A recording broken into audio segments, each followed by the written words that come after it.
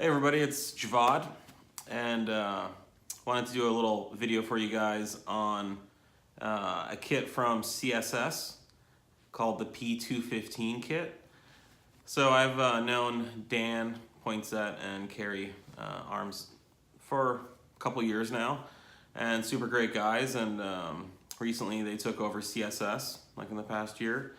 And so as soon as I found out, I wanted to do anything I could to get involved, and we talked about me doing an evaluation on this kit. And so I'm going to build this kit, and I'll give it my own review, and I'll try to be as unbiased as possible. But I do really like both those guys, and I know they design really good speakers because I've been hearing their speakers for a few years now, and they do great stuff. So I don't anticipate this kit will be any different, but let's get into it. So they were kind enough to send me a kit, and it came well packed in this box, so let's open it up.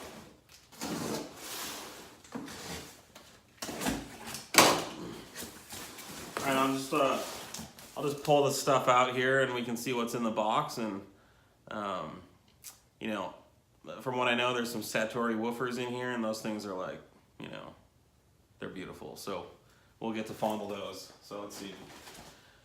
Alright, we got some, assuming some corrugated mattress topper for the inside. Packing material.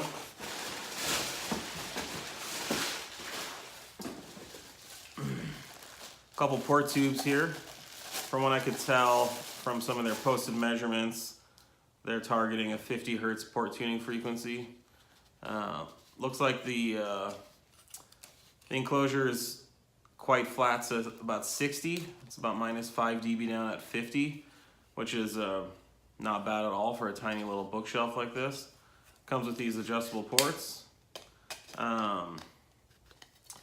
You know, this woofer probably doesn't move a lot of air. I'm kind of a stickler for roundovers on the ins and outs of the ports, so I'll be sure to test the velocity of these ports and bust Dan or Carrie if there's a problem. But again, knowing them, I doubt there will be. But we'll check that out. But that, you know, these are nice little ports. Actually, the tunability is kind of cool. If you want to play with it, you could. And it'll be easy to change moving forward. All right, what do we have here?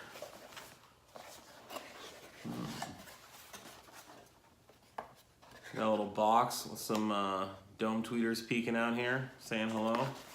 Let's see. So these are CSS tweeters, the LD22Fs. I assume F stands for fabric. So get a good look here. So this is a 22 millimeter dome, so about 3/4 inch. Looks like a little neodymium magnet and a tuned resonance chamber. Some gold-plated terminals there. Very compact. Looks like they come with these gaskets. And you know, I did a little reading up on these, and they do play really low for a 22 mil. So I'm not sure what kind of voodoo they got going on in there, but there's the tweeters that we're going to be using, so that's cool. Oh yeah, by the way, this kit retails for 400 bucks. Seems like a pretty good deal for 400 bucks. Looks like we got a little bag of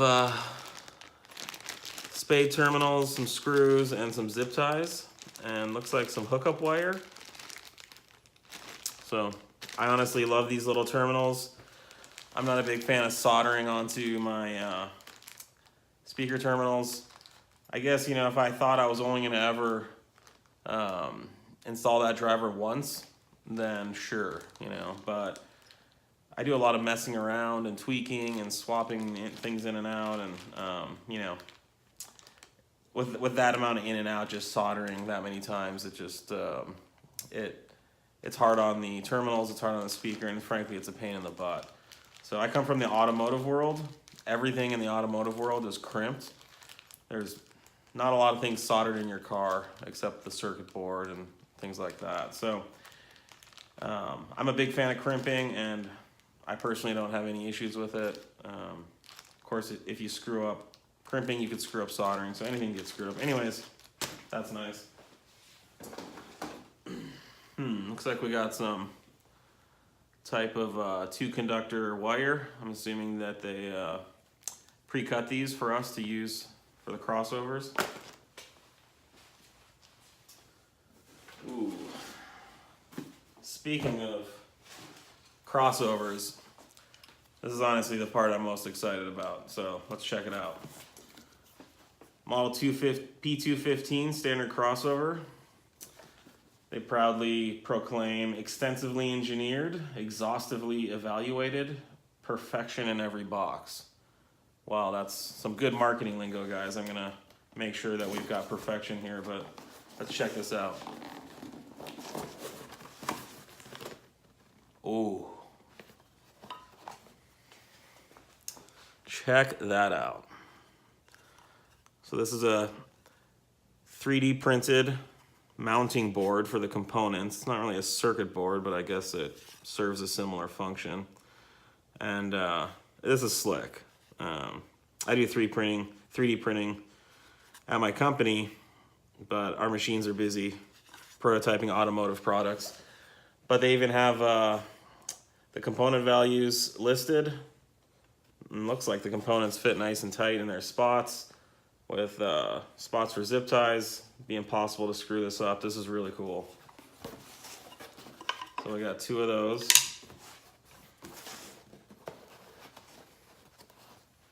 Ooh, very cool. Bunch of Dayton Audio crossover components, inductors,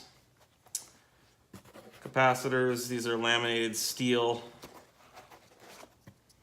core inductors. I like these things a lot. I don't have any issues with them.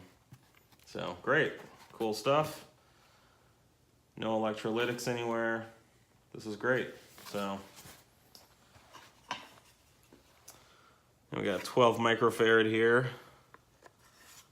Fits perfectly. So assuming you just insert the leads like this. Boom. That's slick. All right. Good job, guys.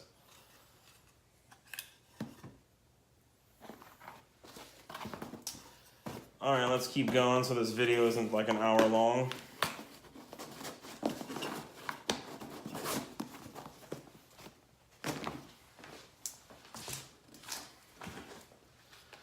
All right, these are my favorites binding posts that I use in all my projects. I think Dayton Audio does a great job with these. What I like about them is how long they are. So you can just drill a hole straight through the wood, even if you have like a 1.5 inch thick cabinet wall. These will still reach through it. So I always do my little recess and give them plenty of room, but I like these a lot. So that's cool. Ooh, okay, I've been waiting to fondle these.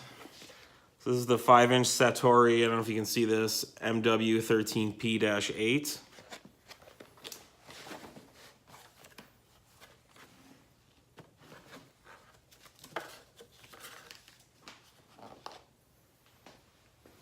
Oh yeah, look at that beauty. That is just sexy. So this has the artfully sculpted cast frame. Looks like a neodymium magnet. Underhung voice coil. I mean, this is not even vented. It's just wide open. There's not even, there's just air around it. Reminds me a lot of some of the ScanSpeak drivers and some of the VIFA drivers, which all have similar DNA. It's like a type of paper cone, maybe some papyrus in there. Rubber surround, really nice cast frame. A lot of excursion. It's a beauty. So, very cool.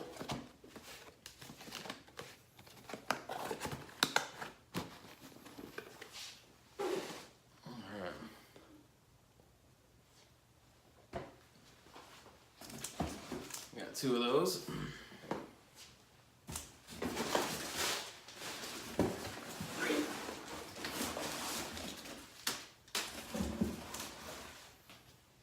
Some more mattress topper.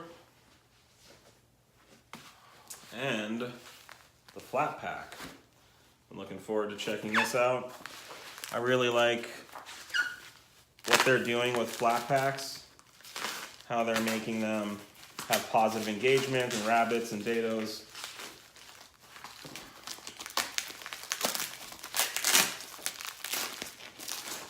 I hope they keep working with that type of construction. Just takes it a step up over, you know, just butt joints. And I got nothing wrong with butt joints, but if you're CNCing this stuff, you might as well just add that extra step. Now, MDF. You can see there's some rabbits here. Looks like a dado for a type of brace, I'm assuming. There's a couple pieces there.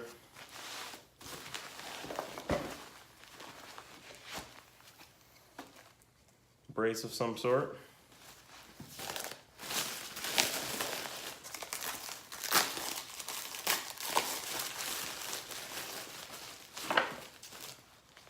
Looks like a baffle. Relief cut on the back for driver breathing. Nice touch. So yeah. This must be the back. So port and binding posts. Very cool.